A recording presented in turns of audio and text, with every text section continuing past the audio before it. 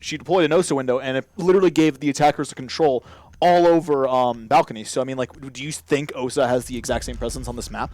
I think that they do. I think she does. Montaigne being banned here, which I think might be a target ban because Utah Black is known to play Montaigne very hard, and so that could be a potential. We don't want to deal with that. Montaigne basically a giant bulletproof drone. You just walk around and kind of put pressure, get intel, and then if they turn their backs on you, you take the shield down and shoot them. Yeah. There's the OSA ban. Yeah. So nobody wants to deal with the OSA putting the shield down in trophy statuary and planting behind it or locking down some of those windows. It can be incredibly annoying. Right. So definitely not super surprising there. We'll see who they come out with on the defense. This is going to decide whether this is going to be a super chaotic map or a little bit more toned down. Ban on Intel.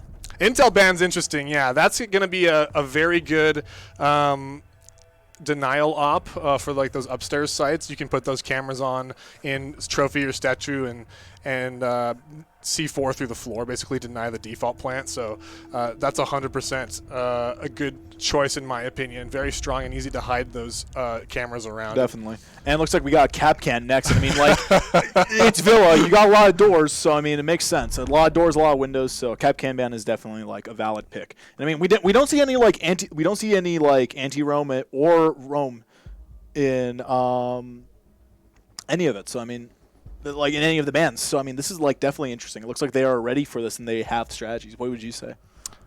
Yeah, absolutely. I think that I think we've got an interesting Capcan ban that is going to enable a lot of rushing. So a lot of people will ban Capcan because they're just like, I don't want to check the doorways for tripwires. Right. I want to just be able to, shift W, sprint into sight, and take those engagements and win those fights. And I think that the Valk ban actually kind of helps with that as well because it means that now when that happens, you can't be watching from the cams and C4ing from below. Yeah. You can't just deny all of that. So I feel like Weeper just wants to play Call of Duty. So. I think I heard them talking earlier, and I think that was the play, is they're going to play some Call of Duty. So I'm excited to see it. I personally love the high-octane, high-aggro games, and it looks like that's what we're going to get here with some of the picks coming out on these lineups. Yeah, we have a Thunderbird, we have a Mute, we have a Smoke, we have an Alibi, and we have a Mozzies. Yeah, these are definitely a lot of like very mobile operators, and all of their gadgets are definitely reflect that. Plus, they all have good guns in their own rights.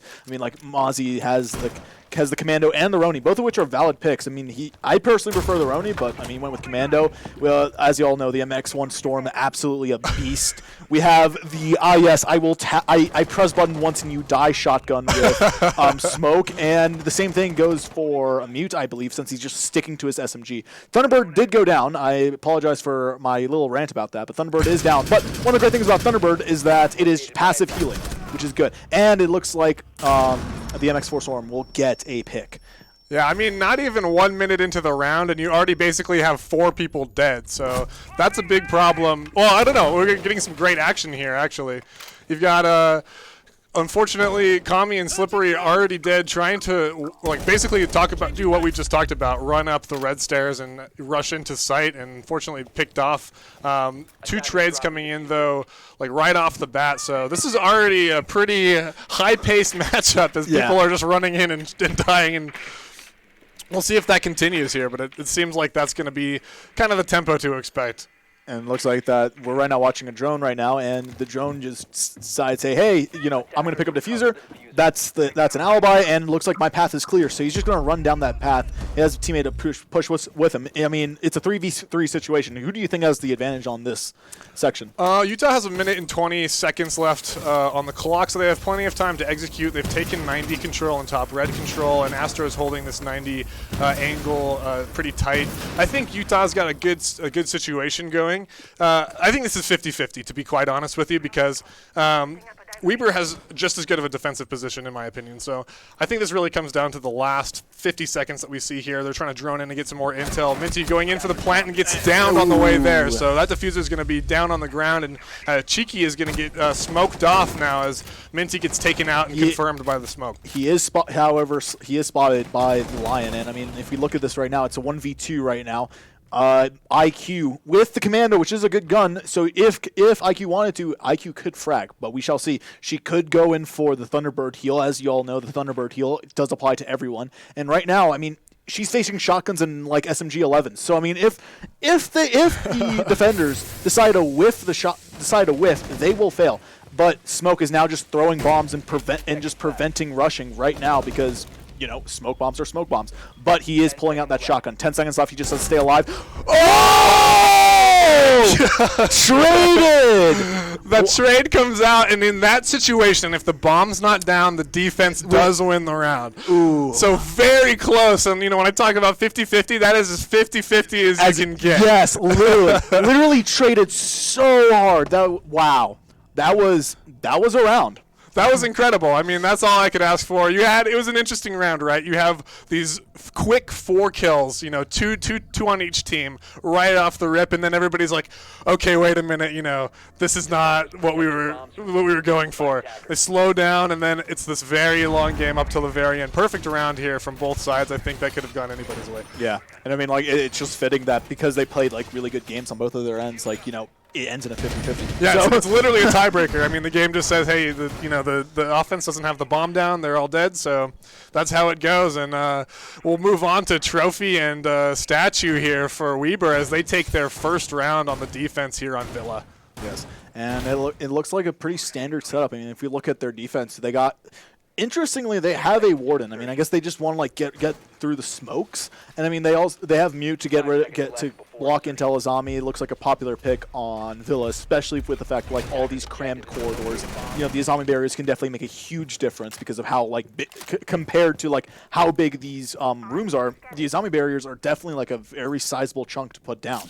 And it also, like in every single like team comp, I think it's like 90% of all team comps in ranked have a Jaeger. So nothing to be surprised at there. I mean, ooh, this Goyo, spotted out. Originally missed drone and could have potentially gotten a free pick here, but the drone does turn around and see him last minute. That could have been disastrous there for the attack, and it looks like no Weber's doubt. putting a lot of pressure on this Aviator game side of the map and trying to just delay for as long as possible in order to make use of those Goyo explosives that will basically light the ground on fire for 20 full seconds each. So you got 4 of them. So that's 1 minute and 20 of denial. Right. If you can keep the attack off the site for long enough, then you can just lock them out for the rest of the round. And it goes once again into that thing of wasting time. I mean, like the entire team comp is that.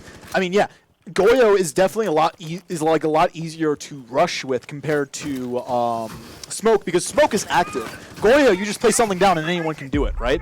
So I mean, like once again, I feel like Weber wants to play COD. So like, I will never stop harping on this point for the rest of the match. Okay, I totally agree. Yeah, you've got an interesting team comp from Weber. The Goyo is a great pick. The Warden's a little bit of a waste at the moment because there are no flashes or smokes on the offense. But you know, there's no way to know that coming in. Yeah, and I mean, like I get the whole idea, like, oh, we're gonna push in and we're gonna smoke out and we're gonna plant, right? I get that, but at the same time, it's just.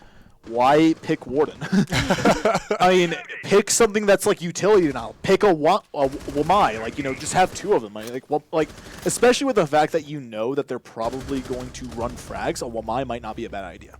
Yeah, and it looks like they were able to take all the way up to the statue door, and unfortunately, they missed the Jaeger who was hiding downstairs underneath the red stairs, who's going to come up and get a free pick. So they traded it back, and now in a Utah in a 4v3 situation here, trying to push into this trophy door, but Slayer going to get a nice shot with that SMG-12 on a Minty Mango on the trophy door and make sure they stay out of this site. And now, as the trades come in, it looks like it's going to be a 2v1 with Kami getting a triple kill. Dang, will he get the 4K is the big question. But one thing is for certain, the Lion drone definitely playing an absolutely important effect in getting this plant down. And he doesn't have any more, so the Jaeger will definitely have a lot of opportunity. Jaeger recently made it, well, not recently in the grand scheme of things, but made a 2-speed. It definitely does hinder his ability to roam, but he's definitely dangerous, and he has the P4116 carbine. A really good weapon, and he peeks around corners, but it looks like he's double peeking, and he is dead to a headshot. Oh, Head man. clicked, done, dusted. The round goes to Utah. Yeah, that was an interesting round there. The Jaeger doing a great job of harassing on the back lines of the Utah attack. Unfortunately, once they pushed in and took the site, now you're left out in orbit around just trying to figure out where you can push back in to retake that land. And a great job of pushing in by the attackers straight into the trophy door, taking their gunfights and playing those trades. You can't shoot 2 people in the head at once. Exactly. So if you peek them with 2 people, it's going to be really difficult to win that fight. Yeah, I mean, unless you are both in the exact same position, they can get a collateral head tap. There's literally, like, if both of you guys tap at the same time, you guys can only tap at the same time once. Yes, so exactly. You might get a pick, but because it's 2v1, the other guy's going to get a pick on you, and they win. Yep. So great job by Utah getting that man advantage early. They were able to isolate that Goyo pretty early over on the study side of things. And once that kill came in, now it's a 5v4, and then you just keep trading down, right? Yeah, I'll trade you 1 for 1, and now all of a sudden it's 4v3, 3v2, 2v1. Yeah, exactly. And especially, like, I will have to say, like, they kept Lion alive. They kept operators alive that matter to pushing into the objective. Like, the operators that already served their purpose, those are the operators who took fights, which is a smart idea because you need the Lion drone, right? Like, Correct. if you want to utilize Lion's capability, you need him to be actively participating, which means not dead. And you need, and I mean, Lion's utility comes in, like the biggest utility comes in whenever you're trying to go in for a plant and you're trying to make sure the defenders can't move from the positions that you probably cleared or droned out and said, oh, there's a guy there. I'm going to make sure that he stays there while I do the plant. So the fact of the matter is, they did a really good job of keeping Lion alive that round. Absolutely. That Lion countdown is the best indicator of an execute coming in the game, in my opinion. Yes. You freeze those defenders into place, and then you start moving as fast as you can, getting into new positions to hold angles, and they did that well. Nade coming out onto the shield here from the sledge as they try to take this master side, get a little bit of real estate on the side of the map, and probably open up this triple wall that you see the head holes next to in order to get a line of sight deep into the bomb site. Yes, and I mean, right now, looking at all of them are alive, but the defense has definitely been hit a bunch. So I mean, it doesn't for example, Oryx. It doesn't take a headshot to kill him anymore. You can just tap him once in the foot and he's down. I mean, as a coach, what assessing the situation, who has the better? Who's better right now? Oh, I think Utah's definitely got the better position currently. It looks like they're going to have the thermite come in and start to open up this triple wall, which is a big choke point. Oh, yeah. And so, like you said, health advantage-wise, it was Utah. Steve with a great shot with that Vector onto Minty Mango, going to take out that thermite. Unfortunately, I believe the wall's already been opened up. So a trade of one player for a bit of map control, and opening up those lines of sight is going to allow Slipper to get 2 free picks. But Steve going big with the Vector, triple kill on the round for him. And now Kami and Cheeky are going to have to try to push in against this Goyo, who has 56 seconds and a bunch of Goyo charges still living around. Literally, Steve could clutch this off. This is Steve from Minecraft, from Smash, and now he's in Rainbow Six Siege. So, anyways, for those of you guys who are not Smash players, launches a C4. I wonder if this is just a C4 just for fun. But look, he played. Oh, okay, interesting. Anyways, it's a 2v3 situation right now. Steve did lose his position in rotating, but it's now 1v3, and Steve is in every position to not make an ace anymore, which is kind of sad. And, of course, IQ gets picked off by Oryx. Well played by the defense. Yeah, Steve going big for his team on that round, able to collect those kills. Cool, calm, and collected, fighting against that Astro take and that master side push. Great job by the anchor players to keep those aggressive attackers out of the sight and buy time. And ultimately, that's all it took. So great job there by Weber State in order to secure their second defensive round.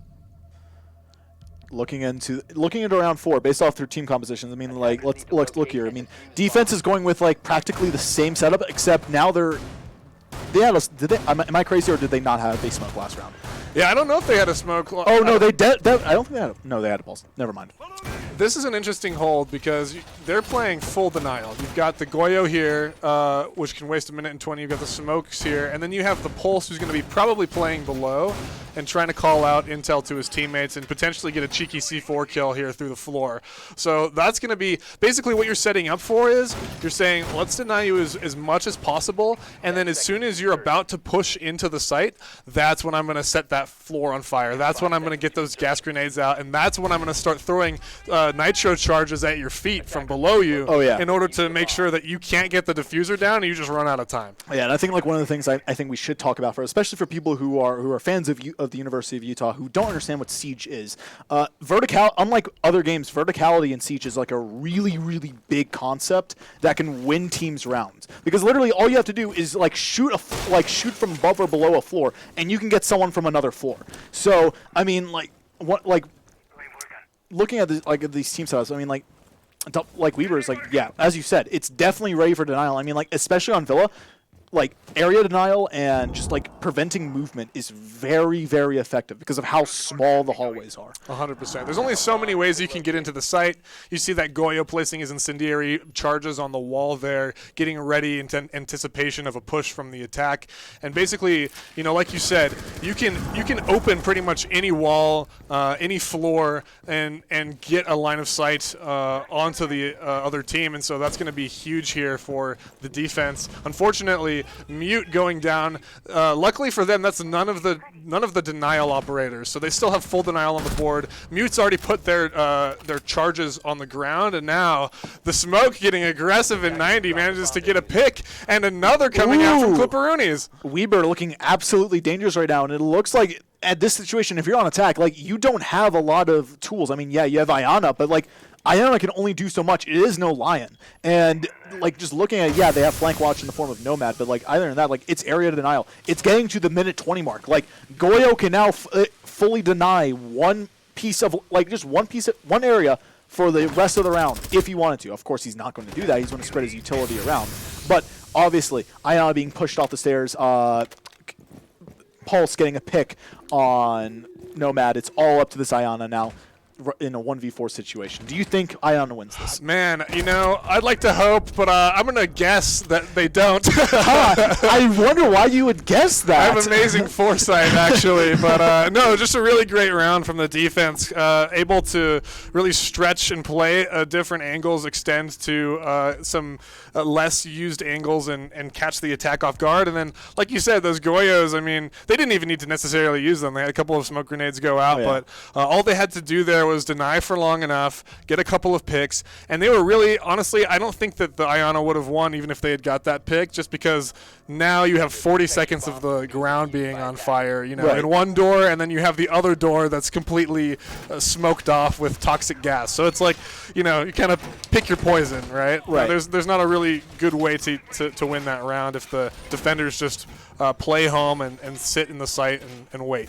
Yes, and I mean now we're looking at a first floor bomb site. I mean what are your opinions on this? I mean defense has been popping off and been winning almost every single site they've been on, as you can tell by the 1-3 score. Your opinions on this site? Well, this site is definitely viable, and what I'm seeing here on the defense is the 3 nitro cells that they've got along with the pulse. So that pulse is going to be able to call out with his heartbeat sensor the players who are in the master bedroom above the bomb site. The attack frequently will take that master bedroom. You see the Buck and the Sledge on the attack, ready to open up the floors and start raining havoc down on the anchor players who are trying to hold that bomb site. A quick spawn peek, I believe, or early kill onto Kami from the Thunderbird. Clipperoony is able to hit a nice headshot here. But what's going to happen is they're going to try to open up that floor, and that pulse will call out exactly where those people are above the site, and then those 3 nitro cells are going to start going up on the floor and just blowing up all of the master bedroom floor wherever there are players. To remix a very popular song from the early 2010s, it's raining nitro cells out of the sky. Absolutely, that's gonna. A phone call sounds for the na. I don't know. Very bad. Anyway, I like your remix. I'll buy it on iTunes. Let me know when that comes out on Spotify. Yeah, it's out on Spotify, guys. Check it out. Zar Char Char. Search it up. It's so great. Anyways, looking back now, we have a bunch of people. We have 2 defenders right now holding positions in cellar. Oh, it's Blitz who comes out, and Blitz gets eliminated by one of the nitros. That is 1 nitro away. Blitz, unfortunately, not able to get anything. but Buck does get something out of that. And will Buck be able to pick up the second one to equalize this to a 3v3? This is a really interesting engagement. You usually don't see this many people dedicated to the basement, and to see 4 people fighting it out right now all the way downstairs is kind of interesting. That verticality hasn't really come in, and it looks like Utah is just trying to take horizontally. They're just trying to open up the walls around the site instead of going above. And maybe they saw the pulse and just didn't want that smoke, so they're trying to open up the memo wall right now. You can see Astro holding in through there, and they're trying to get some lines of sight on, but Clipperoonies is really on his game today, hitting another one onto Slippery, and now it's a 2v3 as Minty Mango gets the equalizing trade, and this could be anybody's round, to be quite honest with you. Absolutely. I mean, like right now, it's just people holding angles, and he just got dropped by Clipperoonies. Clipperoonies is definitely popping off right now. Will Clipperoonies get the 4K? Do you think? I don't know. There's only one left to get, and it looks like Clipperoonies has found him, but Minty Mango is not going to take that engagement, instead deciding to go around and try to fight a different way. And he gets it. He gets it. Minty Mango now has the ability to clutch and possibly get a 4K, but he only has 30 seconds to his side. And the defenders, they just have to stay alive. They don't even have to take these fights if they don't want to. He's looking for an opening here. He's going to try to open up his castle barricade with the ace charge, but and gets blasted through the wall. The Pulse is able to clean up that round, and that's going to tack one more on the board for Weber State here as they take another defensive round. Wow. What would you say is the most what won Weber that round? I can't pronounce words. I mean, listen, Clipperooni's living up to his name here. Gets the triple kill. It was really interesting to see him take engagements one by one. Gets an early pick onto Kami, finds another onto Slippery later, and it seems that Utah isn't really playing cohesively together. Like, they need to be able to trade each other out, and that's just not happening. And so Clipperooni's is jumping off of balconies and shooting people in the back because they don't have each other's backs, right? Right. They're playing solo, and when you play solo, you're basically just giving a free, like, one-on-one fight, like one after another, and when that happens, Clipperoonies is going to take advantage and pop some people with the Thunderbird spear, which is a great defensive weapon. So, and because this was a round robin to begin with before the knockout stage, Weber had the ability to play Utah, I believe. Utah Black. Am I correct on that statement? I believe so. Yeah. So I guess they realized that, hey, these guys aren't really playing together. Let's just play Call of Duty because we know we're really skilled at clicking heads. So let's just do that. And it's so far that gambit is paying off, as we can see. The score is right now 4-1. It's best of whoever gets the 7 first. So they are halfway there, and they just have to if they keep on doing what they're doing, they might win this.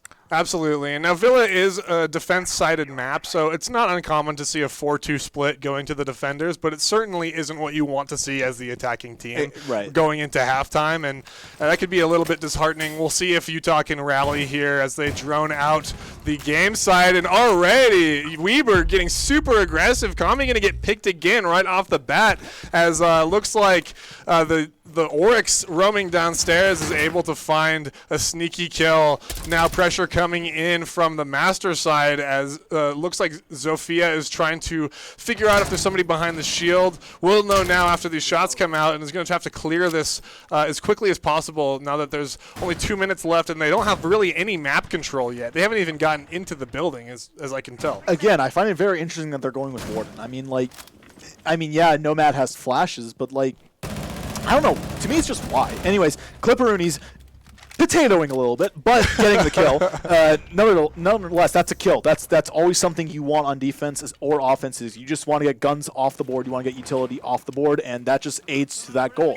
And looking now, it looks like that Lion and Ace are right now trying to push in through office, and yeah, it just looks like a stalemate right now. Really not much going on. Yeah, that's exactly what I'm talking about too. With Slippery isolated by themselves down there in Memo, nobody around them, nobody to back them up, trying to rat basically through the building and try to hit a flank. And it seems like Weber is just out-ratting Utah currently, and they're playing to that strength of just being able to fly solo, be in unpredictable places, and then take engagements well. And it seems to have served them well, as they're currently in what was a 3v4. Astrove able to equalize it here with the kill onto the mute, and another one out.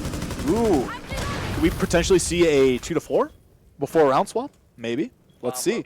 Right now, one bomb site has been located by the attackers. Not that that would matter much anyways. But right now we are looking at Steve, as we all know, that guy who nearly got a 4K last round. Holding off the angle, popping a Goyo charge. That will last 20 seconds, and it's just area denial for 20 seconds. So he knows that that's safe, especially with the fact that there's 30 seconds left in the round. That is absolutely crucial. That will waste so much time. Utah will, if Utah was planning to push through there, they won't be able to push through there anymore. Steve has another one, and so that trophy window is absolutely gone. They're going to have to shove into the statue the other side. Interestingly, Steve is going to be watching the wrong place, but able to get the kill onto the person dropping the bomb, and the defenders mop it up for a 5-1 split. Weber State going hard. Goyo won that round. Hands down. Goyo won that round. The fact of the matter is Goyo shut down Utah's push. 100%. That's a fact. 100%. Like, if Goyo didn't have 2 charges there, Utah would have made that push, and they would probably have at least gotten the diffuser down. Because Goyo had 2 Goyo charges there, and Goyo shot both of them, Goyo won the round for Weber. Goyo was the reason why Weber won that. Exactly. I mean, that's exactly what I'm talking about, right? Like, you have 2 charges on there. You have 40 seconds left. They haven't been able to take enough map control to push through. You're sitting pretty because you blow one up at 40 seconds, you blow one up at 20 seconds, and now you know there's no way that they're able to push through that without dying. So all you have to do is watch the other side as he does, and just like you said, he absolutely won them that round. And a really well stratted. I don't know if they're playing. I mean, they're trying to play Call of Duty, but whether they try to or not, just a really great strategic decision. Oh yeah, no, definitely. I mean, even if they're playing Call of Duty, they're Siege players at the end of the day. So, I mean, yeah, you can play Call of Duty in Siege, but you got to play it the Siege way. So, 100%. Well, we've got a round swap here. Utah going to the defense to see if they can pick up any more steam trying to defend the building. Like I said before, Villa is a defense-sided map, but it does seem like Utah needs all the help they can get at the moment with a 5-1 deficit, trying to fight their way back up against Weber State here. Yeah, and I mean, looking at Utah, they brought in the new operator Solus, so it's interesting. Like the first time, at least, when we've been watching this tournament, that Solus is actually on the board, and as some people know, especially from Pro League, Solus is definitely a game changer. I mean, oh yeah, absolutely. Hide your drones, hide your phones. Like everything that's electronic is going to be picked up on that scanner, and Solus is going to be running out of windows, running out of doors, trying to shoot anybody who's too busy playing Angry Birds to notice. And basically, you're going to see that that's going to give a lot of intel to the defense in terms of where the offense's utility is being applied, and that allows the defense to adapt and shift their resources to where that push is coming in. I mean, another thing too is that Solus. I don't know if they patched this or not, but I know for a fact that Solus can see Blitz's shield whenever Blitz's shield is deployed. Correct. Yeah. So I mean, Weber is running a Blitz. Solus is a hard counter to that. Solus is a hard counter to not only the Blitz, but also to the Nook, who would normally be unseen on cameras, but when their device is active, is picked up also on the Solus gadget. And it looks like Ayana is getting picked up on main, but Chicabambone is going in. 4v2 right now. I mean, yeah, as you said before, like Villa is definitely a defensive side map, and we are obviously seeing that right now. Ace is the only one left alive right now. I mean, in this situation, can Ace clutch or? I don't think so. Like we talked about before, Minty Mango has 3 smokes in pocket. Those are going to deny for 30 seconds. Jumping in the window, but all of these angles are being held from different places, right? And so you look one way, you get shot from another, and that's really all you can do is try to take each engagement one-on-one, and it's just not happening. Yeah, I mean, Clipperoonies just took a shotgun to the face on that one. Really horrible way to go out, but I mean that's the end of it. And Utah Black finally picks up another round after that really long dry spell. But once again, defender favored. But yeah, I mean, this is their primary site choice on defense, and so it's not uncommon to see them excel there. Great hold. They played a lot better together in that instance, right? Like you're seeing all of these bullet trails come from different sides of the map. Like you're seeing all these different angles being held, and I think that's what was missing on attack, right? Right. Is that like Weber on attack only had to deal with one person at a time because they were Utah was spread out and isolated. Now when they're playing cohesively together and they're watching each other's backs, it's a lot harder to take engagements without, worrying about getting peeked from the other side. And that's what Utah did, I think, really well on that last defense. Absolutely. I mean, looking at team comps right now, you have the castle definitely good, especially with all the doors and windows in Villa. We have everyone's favorite pick in 90% of team comps, Jaeger. We have Azami, which is a very a map-based pick because Azami can definitely make a huge difference. Smoke once again for that denial, and Mute for the drone denial. It's pretty much, in my opinion, it's like a pretty basic team comp that looks like it should be really performed really well. Your thoughts? I mean, yeah, no, exactly. I second what you said. Like that, Azami is putting that barricade down right now, making Master into a much more impenetrable fortress of a room to take.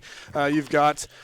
As much as they've nerfed Jaeger over and over and over, you still see him played every round because those ADSs are so integral to making sure that you stay safe from grenades coming into your anchors.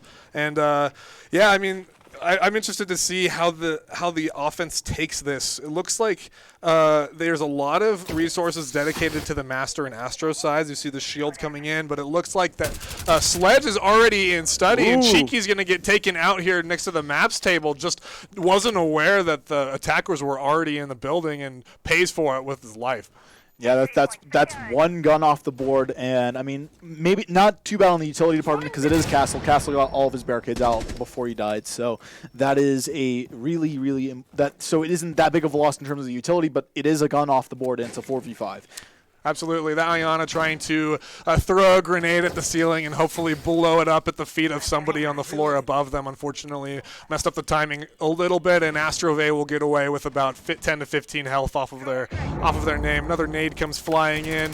And also doesn't find its mark, so now only nades are left on the Sledge, who's on the other side of the map, and this seems like an interesting push. You've got a lot of people. You've got Ayana trying to come up Astro here. We saw the Sledge before on the study side, potentially split pushing over there, but now a lot of people on Trophy, and it looks like this pressure coming in from Trophy is overwhelming as Astro gets taken out.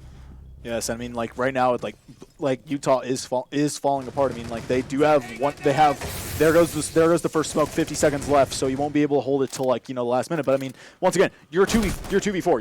You're gonna lose right now. Minty Mango is the last one alive. He needs to win this.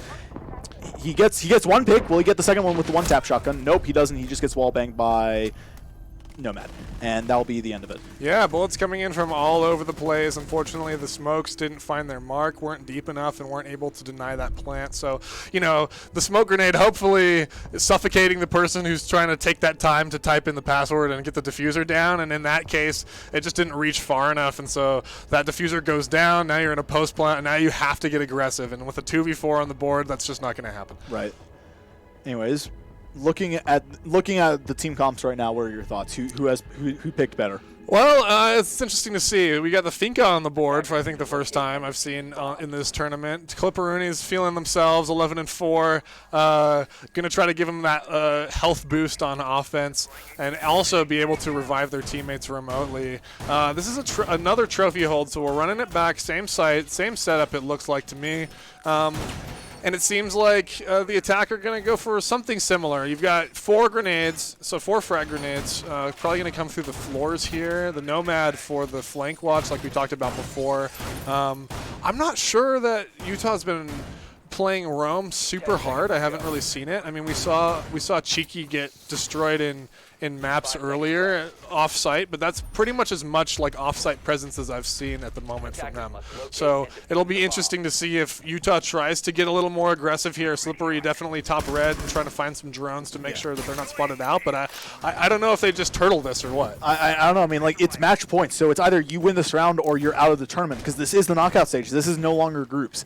And I mean, like, do you think that Utah should roam more or should they roam less? Because, I mean, they only have, like, one real, like, roamer, if you will. So yeah, I mean, I think here's the deal. When you're roaming in Siege, the biggest thing is you have to roam together. Usually you need a partner. The biggest risk in roaming is that you're isolating yourself from your team and you can get cut off because the attack can set up angles that kind of cage you in and force you to make a move, right? And the problem is if you're roaming by yourself, there's nobody who can come help you kind of break out of the cage. You're just stuck, and I think that's what we're seeing here with Utah is they need a little bit more help in terms of like roaming together and not getting picked off and set up in those boxes. You see, I don't think I see really any offsite play at the moment. Looks like Jaeger's holding statue. We've got somebody in the bathtub, which is kind of fun. A little aggressive angle, and Astro going to get an early kill. Kami with, I believe, a pre-play C4. Going to take one out too, but it looks like the attack is already pushed up to statue door and is now holding a power position on that angle. I mean, this is really good, especially on match point for Utah. Like, you now know that there's a better chance of Utah winning this round. So this is going to be like this is really good for Utah. Astrove getting a pick on Nomad, which is also pretty nice, especially if Nomad wasn't able to get our air jabs down. Roamer shouldn't have to worry about that anymore. And I mean, yeah, I think the castle barricades are like really well placed. Yeah, absolutely. Unfortunately, as well placed as the castle barricades are, Castle is not going to be able to see the end of this round, but Astrove doesn't care. Triple kill with the Jaeger coming in, and now it's a 1v4 for Weber. Astrove cleans it up with the 4K. Another nice shot from the Jaeger here to take us to, I believe, a 6-3 split. Still match point for Weber, but, you know, definitely picking up some steam on the Utah side with a nice defense there. Most definitely. I mean, like, Castle's barricades probably shut down their push. I think they were Weber was very surprised when they walked into those castle barricades. I mean, like from what we saw on our end, at least, like they repelled, they came up, they were like, okay, we're gonna make this push, and then they see castle barricades, and they stop. They just stop for like 3 or 4 seconds, which in Siege is really a lot. And I definitely got the feeling that they're like, okay, that we were going to push into is gone now. This other window that we were going to do as a backup is gone now. Oh no. So I feel like Castle really did a good job with placing his castle barricades. So. Yeah, absolutely, and I think they played better together in that round. Oh, definitely, playing off of that intel, you saw the C4 come in from Kami. They adjusted well from the last round. So they saw what Weber was doing. They decided, okay, we're going to shift things up. We're going to play into what we know they're going to do. And so they had that C4 already sitting on the floor already. Right. And definitely a better awareness of, where to expect the attackers coming from. Now going back to games, Aviator games, they've played this site before, and we'll see if they're able to adapt to Weber's attack style yet again in order to keep themselves alive here. Absolutely. I mean, like, we right now see Menti playing a smoke, setting up on this position to deny office and any push into office. I think that's a really, really smart play. I mean, do you agree, or like? Yeah, I mean, you got the 2 ADSs here on the shield. That's going to give him enough time to get out of dodge should those nades start coming in. And that's going to be a power position. It looks like Clipperoonies is already down somehow in the closet. I don't think anybody on Utah knows that, but going to be suffering a huge health loss from whatever engagement they just took.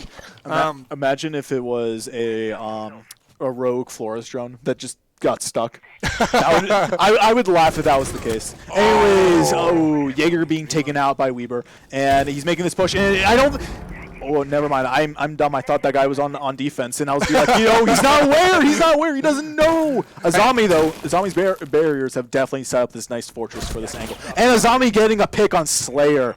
Ooh, that Azami just making a little pixel and putting their reticle on it with their barriers and just waiting for a head to show up. And now the aggressive peek coming in, and Azami just runs. Azami barely escaped that. I'm surprised her head did not get clicked in that situation. But as we saw from the outlines that the players can't see, but we can see, I'm sorry, all of them are congregated in the same spot right now. All it takes is one C4, and like half their team is gone. And Kami playing aggro with the shotgun here on Solace, able to get a pick, waiting to see if anybody else is brave enough to enter through that door. And now Clipperoonies with barely any health, trying to hold 90 and make sure they don't get flanked. But the nades are going to come out from below. Ayana's going to try to see if there's anybody home upstairs, and there is not.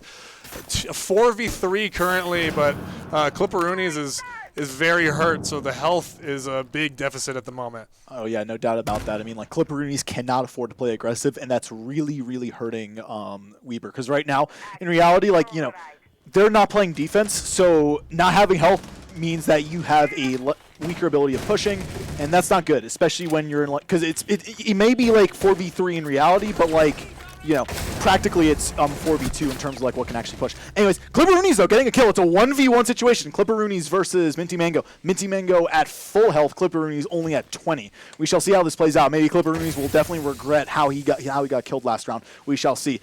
Minty Mango just throwing smokes to deny the push. 20 seconds left on the clock. Clipperoonies does not have diffuser, I believe, and must get this pick, or he loses in 10 seconds. All Smoke has to do is just sit there, and if he gets peeked, okay, Clipperoonies doesn't see him. Ooh. And he gets a shotgun to the face, and that is the round. That was certainly a nail biter for Utah, putting on match point and down 1v1, you know, with Minty Mango holding the wrong doorway and unaware of where the last attacker was. But a great job there of playing time, understanding, hey, they don't have the bomb, they can't defuse. I just get to sit here and wait for him to come to me, and, you know, I get to choose the terms of the engagement, and the terms of the engagement were 6 inches away with a shotgun. So, exactly. You know, pretty good terms for me as the Smoke. Yeah. Just pull up with where my 12 gauge Remington is. I can't say words. You know what I'm trying to say. Anyways, absolutely. Anyways, yeah. So it looks like they're going with. They bring out the operators, the Italian operators that came out with this map, both Maestro and Alibi. First time picks for Utah Black as we have seen this tournament. So I mean. Yeah, a little home court advantage for the Italians here. Yeah, I mean, like Maestro and the Alibi. Like, what are your thoughts on this switch? I mean, they still have Jaeger, they still have Mute, they still have Solus, but they've taken a zombie out of the rotation. So, I mean, like, what are your opinions on this? Yeah, I mean, it looks like they're not going to try to deny above with C4s almost at all. They're going to either have to play bodies up there, or they're just going to have to give it up, which is a dangerous game to be playing. But it does look like Astra with that Maestro is trying to give them a little bit more intel on the site, trying to make sure that in those 1v1 situations or those, you know, end of round situations, they know exactly where everybody is, and also able to deny the plant a bit, right? If those smoke plants come in, or if nobody's covering, then those Maestro lasers can actually whittle down your health and even kill the diffuser. So trying to play a little bit more denial intel here on the defensive side. No doubt about it. I mean, like, intel denial is definitely like one of the ways that you can definitely delay time. And I mean, like, with the absence of smoke as well, I mean, like, I guess, like, the time delay that they're trying to play, instead of, like, being actual, like, hey, I'm a physical threat to your well-being, it's, hey, you don't know if I'm here or not. So, I mean, like, this is definitely going to be an interesting comp. And if it plays off, if it goes off well, I mean, that's definitely a really good, like, play, because, I mean, you aren't at risk of people getting picked by you aren't at risk of the smoke getting picked off by some stray bullet. Like, it's instead like, hey, these are cameras that exist, and I can destroy your cameras. And because of that, you won't know where I am, and I know exactly where you are. So that's definitely another form of delaying the enemy, unless they're willing to, you know, make Call of Duty level plays. So. Absolutely. A little bit of a triple threat there with the Maestro.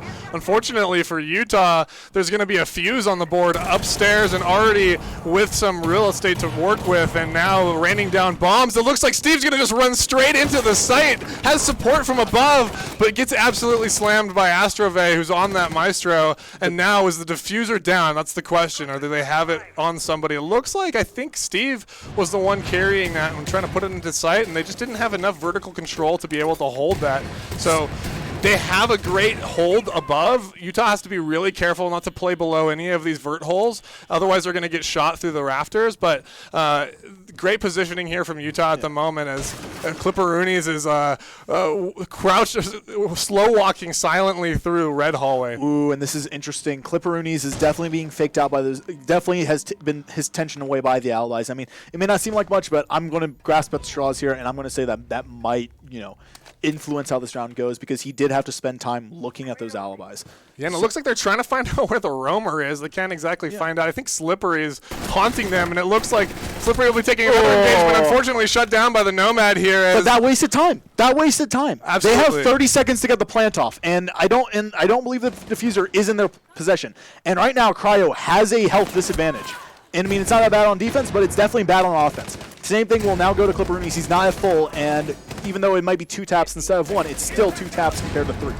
Oh, and attackers have won the round. That is crazy. Yep. Coming in at the very last moment, even though they had the disadvantage from a map perspective, it looks like Weber's just going to shove in and take this one to the house, 7-4 for Weber State. And Weber moving on to the semis, and well played. I mean, like, what do you think was the reason to their victory on this? Listen, they said they were going to play Call of Duty, and they played it well. So honestly, they got aggro. They took fights that they knew that they could take. They were able to play together and isolate Utah, especially when Utah was on attack, just trying to pick off those people one by one. You know, it was like a horror movie. Oh yeah, no, definitely. Like, I mean, Utah. I had a feeling that they were like a bunch of solo queuers in the ranked. Like, they knew what they were doing, but they just didn't really have the team go here. Like, a lot of them just overextended themselves. A lot of them started making solo bolo plays. I mean, like, I feel like they walked into like what Weber wanted them to do. Absolutely. And that's what ended up, like, you know, doing the things, like all the issues. Absolutely. And I hope we get an interview here with one of the Weber players, see if we can get some insight into exactly what was going through their mind. But I totally agree with you. You know, I think they were able to do this on their terms. They knew what they wanted to get done, and they did it well. So I think we'll have an interview coming up here in a moment, but great play by both teams here at the Wasatch Invitational LAN here in Salt Lake. Oh, yeah, no, definitely. I mean, like, this tournament is absolutely amazing. By the way, thanks for Rockstar for sponsoring this. And, I mean, like, yeah, like, it's all the Utah teams getting together, having fun. And, I mean, like, honestly, like, this is some really great Siege. I mean, it's just testament to, like, how well we play here in Utah. Anyways, we're about to have our interview in here, so I might as well just get the mic. We've got a Weber State player, which is exactly what we were hoping to see. Excited to talk to you here about your victory. We'll get you set up. And, yeah, I mean, great performance overall. First off, congratulations. How are you feeling right now? I'm feeling really good. That was a big difference from our last game with Utah State. So I'm glad we were able to, you know, like, figure it out and come and get that win there. Yeah, I'm the Steve, by the way.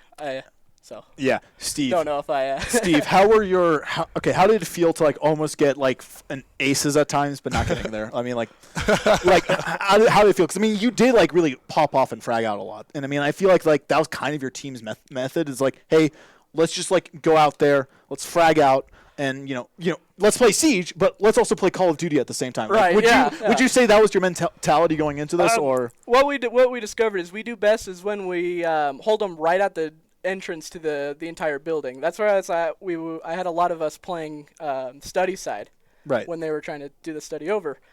It worked really well, you know, because again, we can control how many drones there are coming through the objectives. It's finding everybody, all our roamers, so that's why we were having heavy roamer and heavy opposition right as they get to the building entrance, trying to get those quick picks and play from there.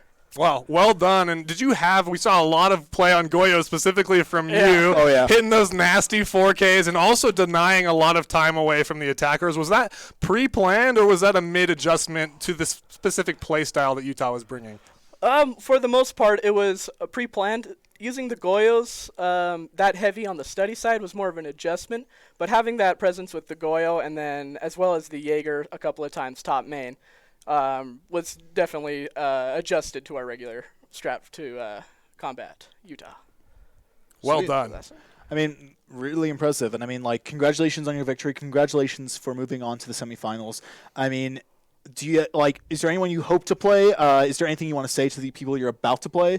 I mean, like, what are your hopes coming into this? Well, it's nothing but adrenaline from that match. That was definitely. But hey, we're looking forward. We're having fun. And you know, the longer we play, the better. We're here to get better and have some fun playing Siege, and that's what we're doing. So. Love it. Adapt and conquer, right? Yep. Get better as we go, and I think you guys have shown that today, taking down, you know, the Utah Black team in a marvelous fashion, I have to say. So really well done from you and your squad. Thank you for joining us here. Oh, it was awesome. Thanks for having me. Good luck with the rest of the tournament, and we can't wait to see how you guys play. Awesome. Cool. Thank you, guys. Thanks so much. Thank you. And thank you guys for joining us. And we will be right back. Until then, we have a action-packed day. As you guys know, we are streaming this R6 tournament throughout the day until, of course, we have to get cut off by Valorant, because League of Legends. I apologize. We do have League of Legends at 7 p.m. from our varsity team that we will be streaming instead of the tournament. But until then, we will enjoy the tournament. In fact, actually, I just got word. I do apologize. This is the last game you guys will see of Siege. And it was really a joy to watch this. It was really a joy to cast this. I mean, yeah, thank you so much, for the cast, and really an awesome day thus far in terms of gaming. Got Overwatch, we got some Rainbow Six, and hopefully you stick around for the League of Legends to come. Yeah. League of Legends at 7 p.m. and the stream starts a little early for the starting soon, so maybe perhaps you can get the starting soon party. Anyways, good luck to everyone else on this tournament. We will send out a link in chat eventually around the